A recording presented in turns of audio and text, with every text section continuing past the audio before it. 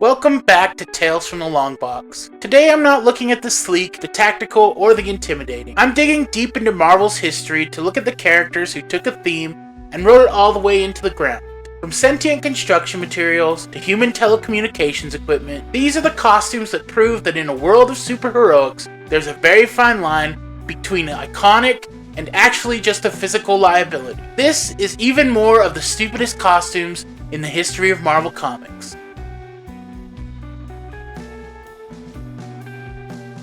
When you think about the high-stakes world of supervillainy, you usually picture a certain level of intimidation, precision, menace, maybe even a little style. Brian Hibbs had none of that. Before he ever put on a costume, Hibbs was an interior decorator, which means at some point he understood balance, proportion, and how things are supposed to function in a space. The second he decided to become a criminal, that entire skill set disappeared. And not just in execution, but in concept. Because Hibbs didn't just want to be a supervillain, he wanted to be a very specific one. He became obsessed with Frank Oliver, the original Kangaroo, a man who was already widely considered a joke. He decided that the real problem wasn't the idea, but the follow-through. After Oliver's death, Hibbs spent years training himself to replicate his idol's abilities, building toward a career based entirely on doubling down on a failed blueprint. Eventually, he got his shot. Hibbs took on the identity of the second Kangaroo, where his big debut ended the way most of his career would.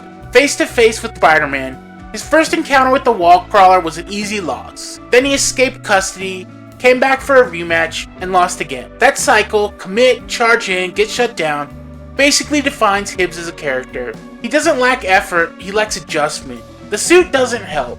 Hibbs' Kangaroo armor is built around enhancing his leaping ability, but everything about it feels over-designed in the worst way. It's bulky, uneven, and completely uninterested in subtlety. The headpiece features two large, rigid kangaroo ears, purely cosmetic, completely unnecessary, and positioned exactly where someone like Spider-Man would instinctively grab them mid-fight. There's no hidden tech justification, they're just there because the theme demands it. The mechanical tail might at least have some purpose. Balance. But it comes with the same problem as the rest of the suit. Too much mass, too much commitment, and not enough practicality. It doesn't streamline him, it anchors it. And then there's the pouch. Because Hibbs didn't just want the movement, he wanted the anatomy.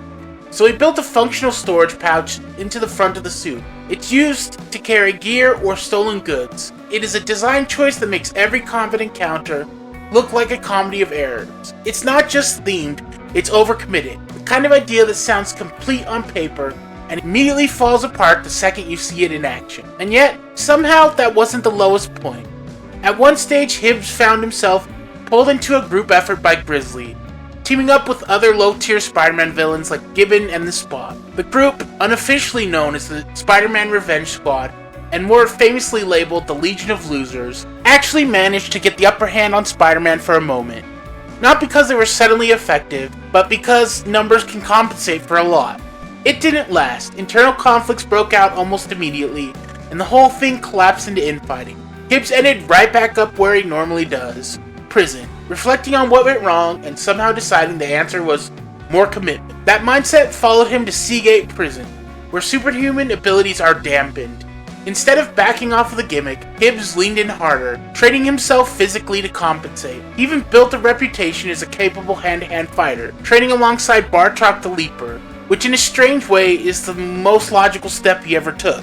If your entire identity is based on leg strength, learning from one of the few characters who actually made that concept work is probably the smartest move available. However, it still didn't fix the bigger issue. Hibbs spent time experimenting with his ways to gain actual superhuman abilities, pursuing mutation treatments that mostly failed until they didn't, but not in a clean, uncontrolled way. He didn't become a sleek, powerful hybrid. He underwent a degenerate mutation that made him bigger, heavier, and more beast-like, but in a grotesque, lumpy fashion. Hibbs resurfaced during the global crisis orchestrated by Dr. Octopus, answering Spider-Man's call to take down Octavius' worldwide installations. For once, he was on the right side of the fight. He even had the perfect setting, Australia, a place where the whole kangaroo theme might finally feel appropriate. It should have been the moment where everything clicked. Instead, he was ambushed by Lady Deathstrike and taken out almost immediately. That's really what defines Brian Hibbs. He's not incompetent, and he's certainly not lazy. If If anything, he's one of the most committed characters in this tier of Marvel villains. He studied his idol, trained relentlessly, upgraded his gear, and even physically transformed for the role. But every step forward was built on the same flawed foundation. Total dedication to an idea that was never strong enough to carry it. Brian Hibbs didn't fail because he tried. He failed because he never stopped trying to make the kangaroo work.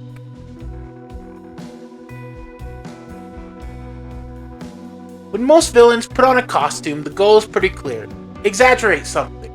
Sharpen identity, maybe hide a weakness. Joshua Waldemeier doesn't get that luxury. There is no suit, there is no design phase. There's just the immediate bizarre aftermath of a construction accident, release infused with brick and cement, permanently locked into the shape of a human-sized wall.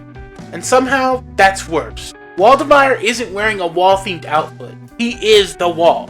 His entire body is a flat rectangular slab of brick and mortar, with just enough suggestion of limbs and a face to function in a panel. He looks less like a supervillain and more like someone cut a section out of a condemned building and told it to go fight Spider-Man.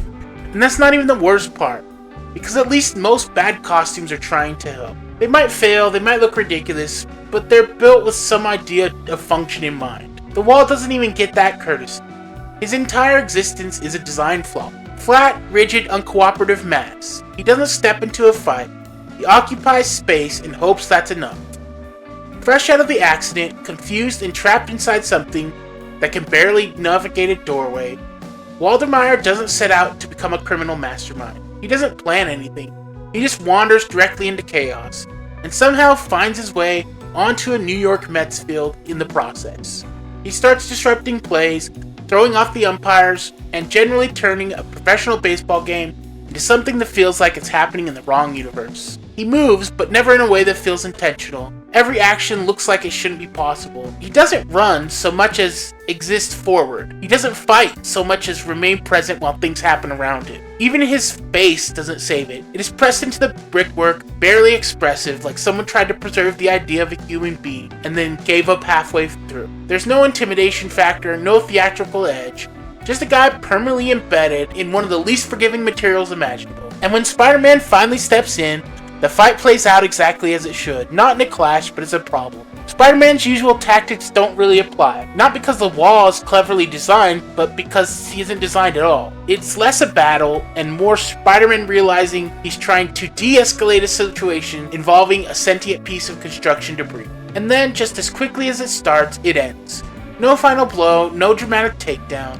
Just a park bench and a conversation. The chaos burns out, and Waldemeier, who went from student to a sentient wall in the span of a single accident, gets talked down from the only villain moment he ever really has. And when you look at the costume, that outcome feels inevitable. No way to refine or evolve the concept without abandoning it entirely. You can't make this sleeker, you can't make it more tactical. There is no natural next step beyond being a wall. He hit his absolute ceiling the second the cement dried. That's the difference between Waldemeier and someone like the Kangaroo. Kangaroo keeps coming back, convinced that the next version will fix the problem. The wall doesn't get that illusion because there's no better version of this. Just a guy who became a wall, caused a scene, and realized almost immediately that there's nowhere to go from there.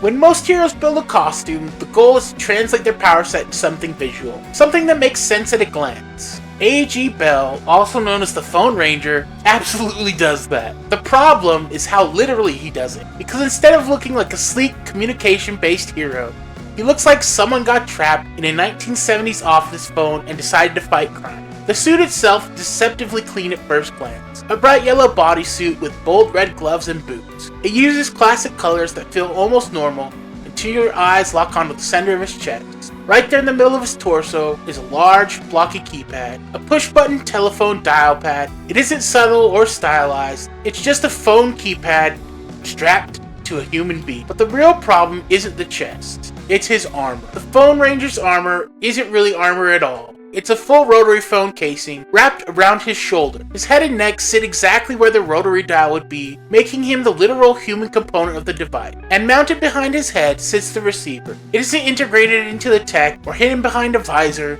It's a large, unmistakable handset mounted like it's waiting to be picked up during fights. It hangs off the back of his shoulders, completing the illusion that the entire costume is just an oversized, weaponized landmine that somehow learned to walk upright. The result is a design that is technically consistent but visually unhinged. He doesn't just wear phone-themed armor, he is assembled from the literal shape of telecommunication. It's less high-tech hero, and more someone recreated a pre-millennium phone from memory and decided it should fight ninjas. This makes him incredibly hard to take seriously in motion. The tragedy is that the concept behind the Phone Ranger actually makes sense. A hero who can tap into any communication system, intercept signals, and monitor networks is generally useful in the Marvel Universe. But instead of expressing that through something streamlined or tactical, the design locks him into the physical silhouette of outdated technology. He isn't a master of digital networks, he's a walking rotary phone with legs. That rigidity becomes his defining trait. The design doesn't feel agile or adaptive, it feels anchored and fixed, as if he has to physically carry the entire weight of the 20th century communications industry on his shoulders at all times. And yet, for all that visual absurdity, the costume still manages one accidental success. When the Phone Ranger was targeted by the Scourge of the Underworld, that ridiculous armor actually saved his life. The bulky, layered structure of the rotary frame, the same thing that makes him look like a walking relic, was so overbuilt that it caused the Scourge's bullet to ricochet off. It wasn't clever engineering or defensive foresight, it was just a case of being so oddly shaped that the physics of a gunshot didn't know how to handle it. But that's the exception, not the rule. Unlike other low-tier costumes that fail by being too complicated, the Phone Ranger fails by being a victim of his own branding. A hero who doesn't just use communication tech, but one who wears the entire bulky history of it on his head.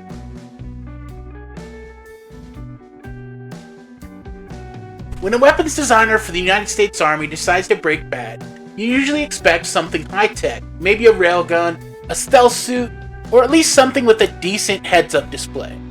Alexander Gentry had a master's degree in engineering and a background in cutting-edge ballistics. But when he looked at the animal kingdom for inspiration, he didn't choose the panther or the hawk. He chose the porcupine. And he didn't just adopt the theme. He built a suit that was essentially a walking hazard to everyone in the room, including himself. The original porcupine suit is a masterpiece of kitchen sink design.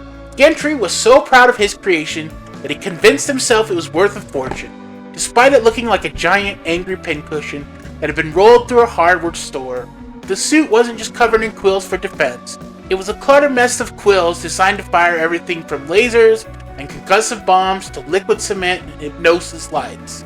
There's a fundamental stupidity in the over-engineering here. It is a suit that tries to do everything at once while making the wearer look like a life-sized lint roll.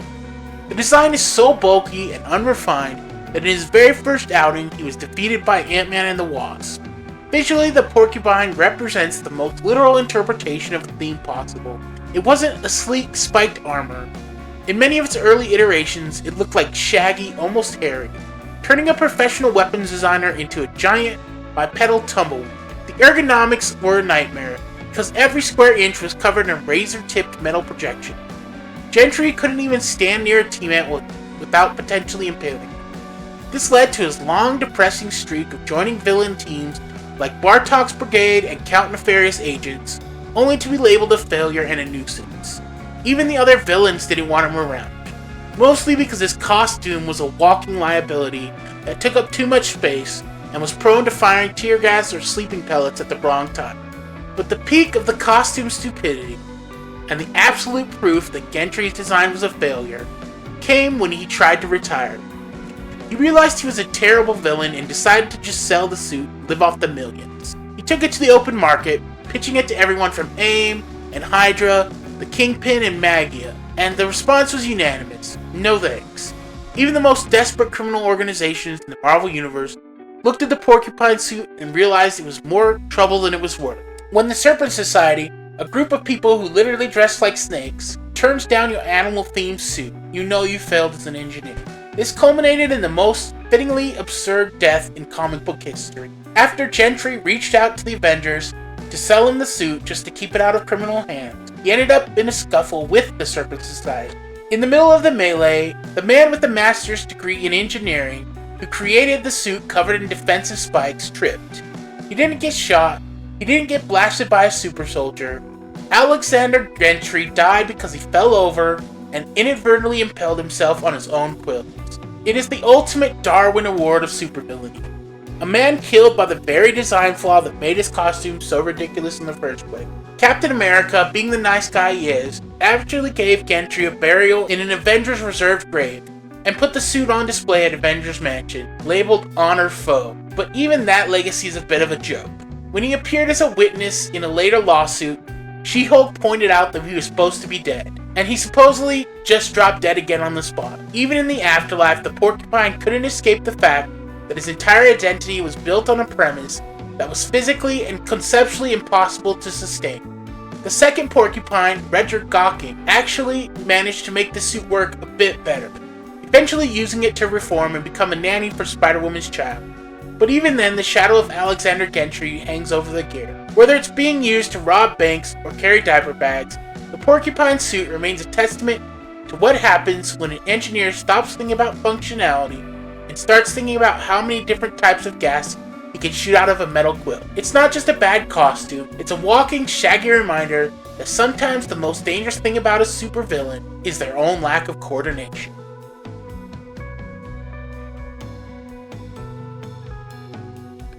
Dr. Bong, last name Lester Verde, is the final boss of high intelligence stupidity.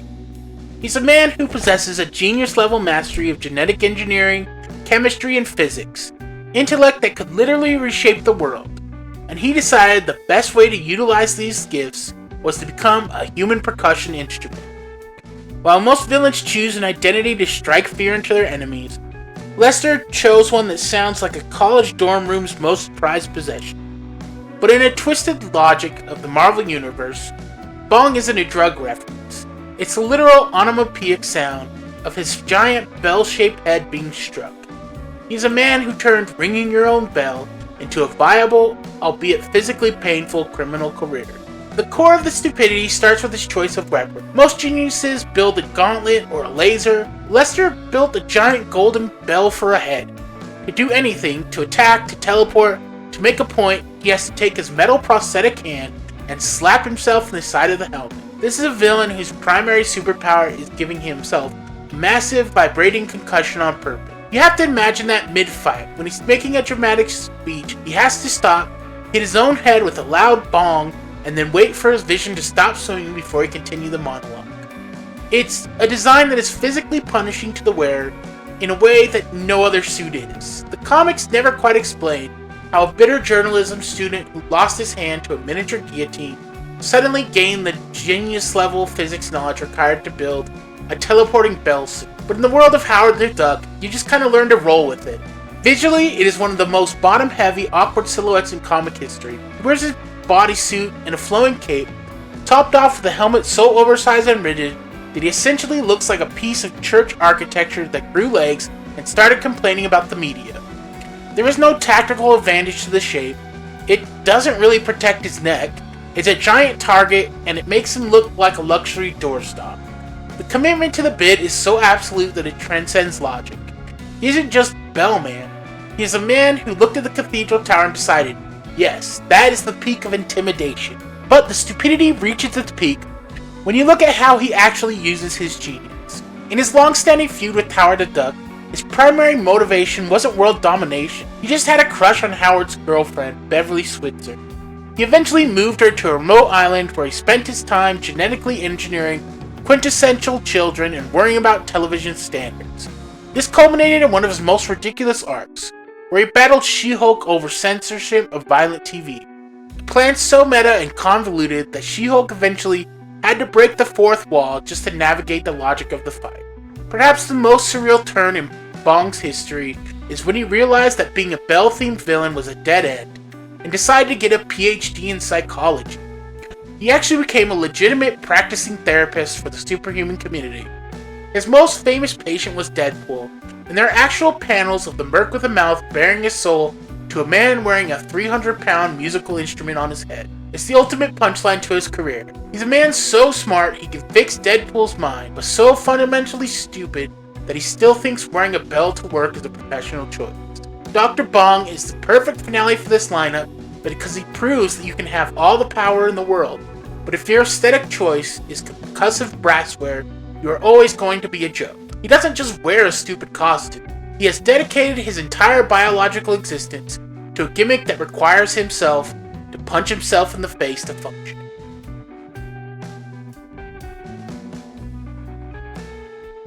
Ultimately, whether it's a man fused to a brick wall, a researcher wearing a rotary phone on his head, or a genius hitting himself with a prosthetic hand to make a sound, these characters all share one common thread: a complete and utter lack of a plan B.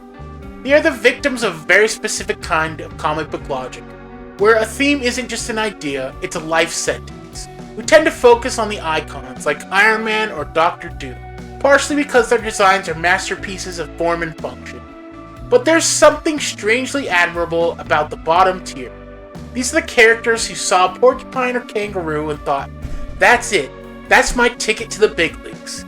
They represent the hilarious, messy, and experimental side of comic history, where writers were throwing every possible idea at the wall, sometimes literally, to see what would stick.